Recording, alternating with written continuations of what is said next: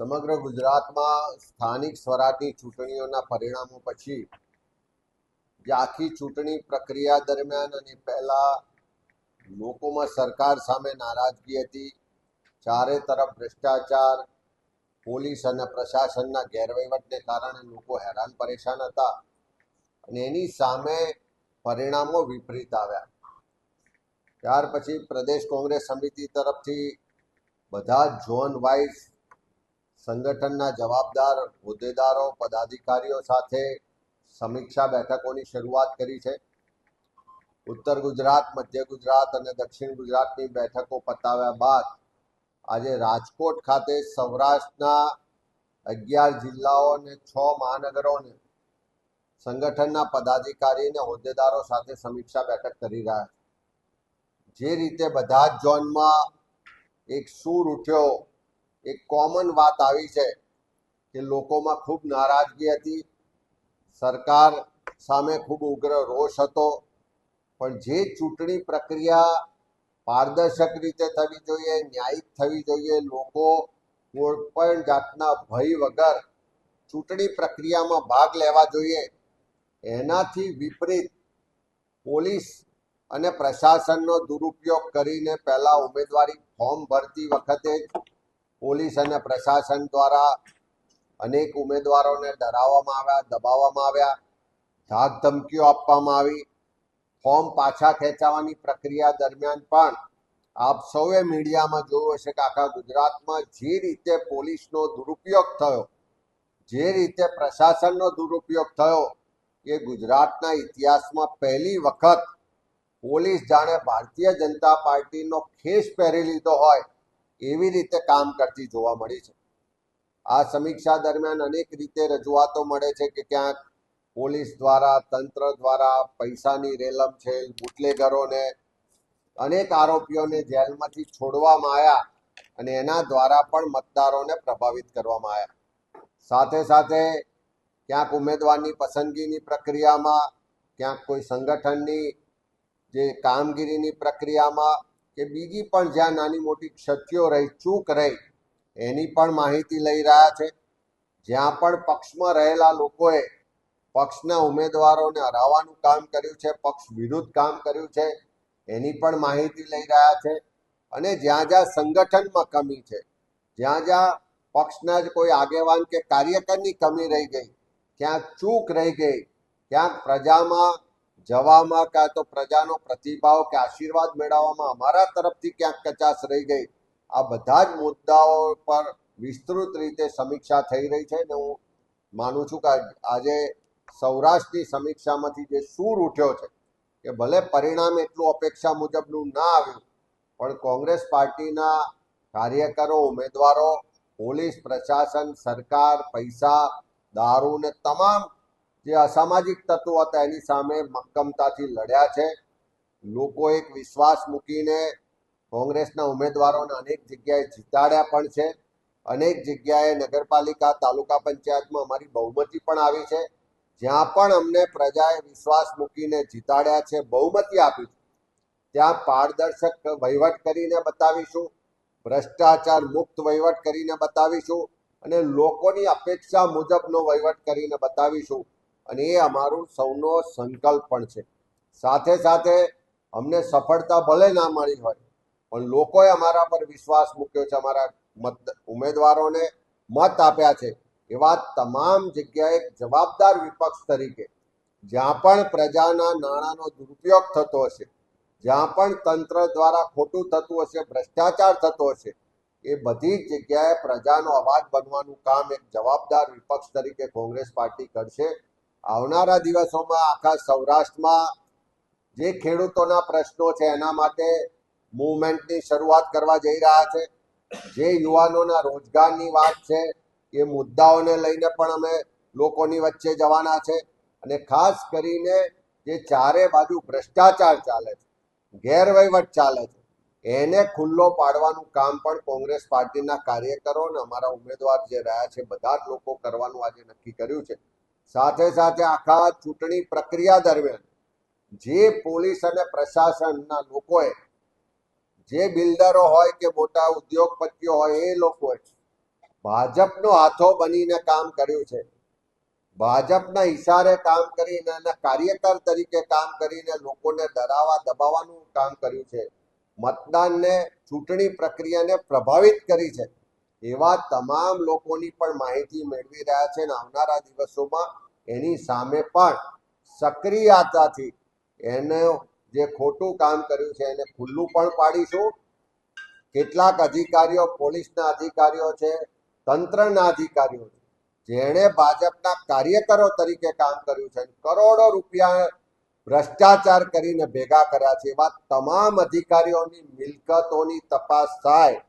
એમની જે આવકના કરતા વધારે મિલકતો વસાવી છે એવા અધિકારીઓને પણ ખુલ્લા પાડીશું. એસીબીમાં કે ઈડીમાં કે ઇન્કમટેક્સના માધ્યમથી એવા લોકો પર પણ કાર્યવાહી થાય અને પ્રજાના જે પૈસા લૂંટ્યા છે એ રાજકારણી હોય કે અધિકારી હોય એમને ખુલ્લા પાડવાનું કામ પણ આવનારા દિવસોમાં કોંગ્રેસ પાર્ટીના કાર્યકરો કરશે.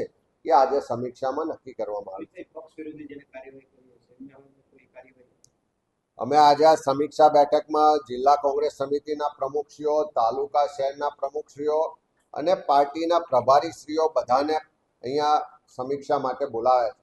એક એક તાલુકા, એક એક શહેર ને જિલ્લાની માહિતી મેળવી રહ્યા છે. જ્યાં પણ પક્ષના હોદ્દેદારોએ, કોઈ કાર્યકરોએ પાર્ટી વિરુદ્ધનું કામ કર્યું છે, ઇનડિસિપ્લિન કરી છે, એવા લોકો સામે પણ આ રિપોર્ટના આધારે ત્વરિત કાર્યવાહી કરવામાં આવશે ને પક્ષમાં શિસ્ત જળવાઈ રહે.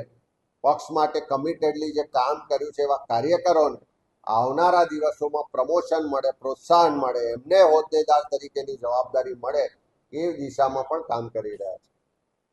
Thank you. સમીક્ષા બેઠકમાં પ્રજાલક્ષી કયા મુદ્દાઓ છે એના પર પણ ચૂંટણી પછીની પરિસ્થિતિ પર ચર્ચા થઈ છે. ચૂંટણી પહેલા પણ જ્યારે આખા ગુજરાતમાં કમોસમી વરસાદ થયો, માવઠા થયા, કુદરતી આફતો આવી અને ખેડૂતોને જે વ્યાપક નુકસાન થયું, ત્યારે પણ સૌથી પહેલી કોંગ્રેસ પાર્ટી હતી કે જે ખેડૂતોનો અવાજ બન્યા. કિસાન આક્રોશ યાત્રાના માધ્યમથી અમે માગણી કરી હતી કે ખેડૂતોના સંપૂર્ણ દેવા માફ થવા જોઈએ. સાથે સાથે જ્યારે અમે આ યાત્રા લઈને સૌરાષ્ટ્રમાં નીકળ્યા, ગુજરાતમાં જન આક્રોશ યાત્રા લઈને નીકળ્યા, ત્યારે દરેક ગામમાં ખોટી જમીન માપણીની પણ વ્યાપક રજૂઆતો થઈ. મહેસૂલ વિભાગમાં ખેડૂતોને જે એન્ટ્રીથી લઈને અનેક રીતે ભ્રષ્ટાચારનો ભોગ બનવું પડે છે એની પણ રજૂઆતો થઈ. ઉત્પાદનના પ્રમાણમાં પૂરતા બજાર ભાવ નથી મળતા. એપીએમસીઓમાં જ્યાં ભાજપનું શાસન છે ત્યાં ભેદભાવ કરવામાં આવે છે, ત્યાં ભ્રષ્ટાચાર થાય છે. એ આખી પ્રથા સામે પણ સવાલો ઉઠ્યા.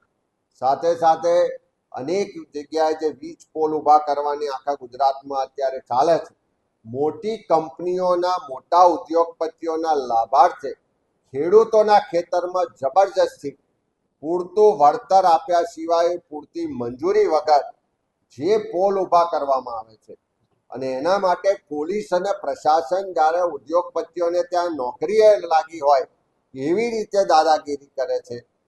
એ સંજોગોમાં એ ખેડૂતોના જે આક્રોશ છે, લડાઈ છે, એના માટે પણ કોંગ્રેસ પાર્ટીએ પહેલા પણ લડાઈ લડ્યા છે ને આવનારા દિવસોમાં પણ લડીશું. ત્યારે આ ખેડૂતોના જે પોલ બાબતના પ્રશ્નો છે, ખેડૂતોના દેવા માફીની વાત છે, ખેડૂતોને ઉત્પાદનના પૂરતા બજાર ભાવ મળે, માર્કેટની વ્યવસ્થા થાય અને સાથે સાથે ખોટી જમીન માપણી રદ કરવાના મુદ્દાઓને લઈ સૌરાષ્ટ્ર સહિત આખા ગુજરાતમાં ખેડૂતો માટેની લડતની શરૂઆત કરવાનું પણ નક્કી કરીએ છીએ. ખાસ કરીને સૌરાષ્ટ્રની અંદર આમ આદમી પાર્ટીની પણ ઘણી બધી જગ્યાઓ પર જીત જોવા મળી છે. આગામી દિવસોમાં વિધાનસભાની ચૂંટણી પણ આવી છે. કઈ રીતે જોવો છો આમ આદમી પાર્ટીનું શું છે? અમે વારંવાર કીધું છે કે સરકાર સામે જે નારાજગીના મતો છે, જે એન્ટી ઇન્કમ્બન્સી છે, કે લોકો સરકાર સામે નારાજ હોય, વહીવટ સામે નારાજ હોય અને એને બદલવો હોય, પણ એ મતોને કેવી રીતે વિભાજિત કરવા જેથી સત્તામાં બેઠેલા, સરકારમાં બેઠેલા લોકોને લાભ થાય, એ જે આરએસએસે ડિઝાઇન બનાવી અને ડિઝાઇનના ભાગ સ્વરૂપ ઇન્ડિયા અગેન્સ્ટ કરપ્શન મુવમેન્ટ રૂપે આ આમ આદમી પાર્ટીનો જન્મ થયો. પહેલા દિવસથી આમ આદમી પાર્ટીની જે પાછળની એની જે થિંક ટેન્ક છે, એનો એજન્ડા નક્કી કરવાવાળા લોકો છે, એ ક્યાંક ને ક્યાંક આ ભાજપને મદદ કરવાની ડિઝાઇનના ભાગ રૂપે કામ કરે છે. હમણાં જે રીતે પંજાબમાં આપણે જોયું કે રાજ્યસભાના 2/3 સભ્યો એકી સાથે આમ આદમી પાર્ટીમાંથી ભારતીય જનતા પાર્ટી સાથે મર્જ થયા. આવનારા દિવસોમાં ગુજરાતમાં તમે બધા જ જોઈ શકશો કે આમ આદમી પાર્ટી મોટા ભાગના લોકો ભારતીય જનતા પાર્ટીમાં મર્જ થઈ જવાના છે.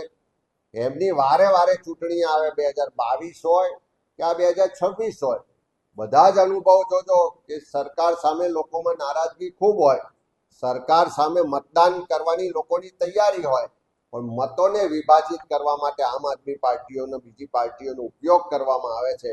એ ડિઝાઇન જે બનાવી છે એનો લાભ ભાજપને મળે છે. આજે પણ ગુજરાતમાં જુઓ તો જે ભાજપ સરકાર સામે નારાજગીના મતો છે એ વધારે મતો છે. અને એ સંજોગોમાં આવનારા દિવસોમાં લોકો વચ્ચે વધારે જઈશું, લોકોને આ હકીકતોથી માહિતગાર કરીશું અને સાચી હકીકતો લોકોને સમજાશે. ત્યારે 2027માં 100% જે નારાજગીના વિરોધના મત, પરિવર્તન માટેના મતો છે, એકજૂથ થઈને પરિવર્તન લાવીશું.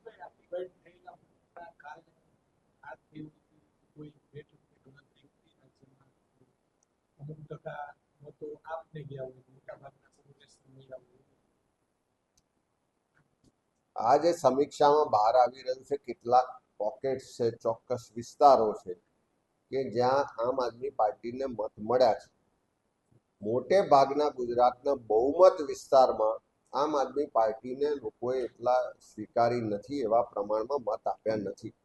પણ ચોક્કસ જે ભાજપને ફાયદો કરાવવાવાળી જે થિંક ટેન્ક છે, જે આરએસએસની સિસ્ટમ છે, એના આધારિત ચાલતી આમ આદમી પાર્ટી છે. એટલે એનો ઉપયોગ મતોને વિભાજિત કરવામાં થઈ રહ્યો છે, ચોક્કસ વિસ્તારોમાં થઈ રહ્યો છે, ચોક્કસ સીટો માટે થઈ રહ્યો છે અને એનો ફાયદો ભારતીય જનતા પાર્ટીને મળી રહ્યો છે. Thank you.